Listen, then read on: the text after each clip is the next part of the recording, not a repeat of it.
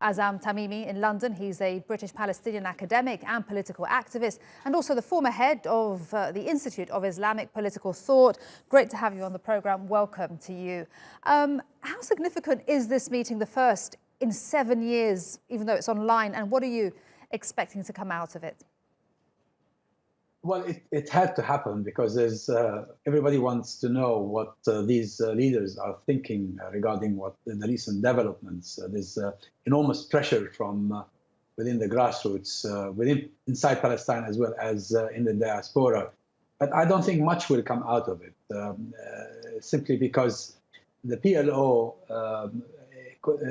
remains unreformed and remains exclusive. It continues not to include major factions like Hamas and Islamic Jihad. By the way, this meeting is principally a meeting of the the general secretaries of the PLO factions, that is, the factions within the PLO. But Hamas and Islamic Jihad have been invited to be part of it. So probably, and it was invited for by Mahmoud Abbas himself. Mm-hmm. Now, is this going to change much? I don't expect so. And what does Israel's normalisation deal with the UAE mean for Palestinians?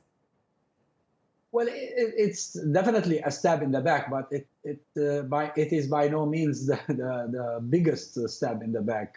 It's not the biggest crisis in the history of the Palestinian question.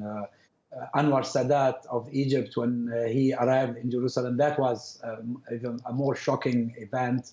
The banishment of Palestinians from Lebanon, various other calamities.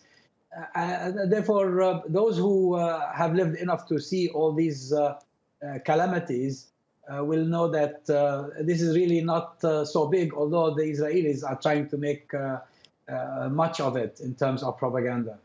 And speaking about Israel, Prime Minister Netanyahu, he says there are many more unpublicized meetings with Arab and Muslim leaders to normalize relations with the state of Israel. Your reaction to this, and what does the Arab world feel about this?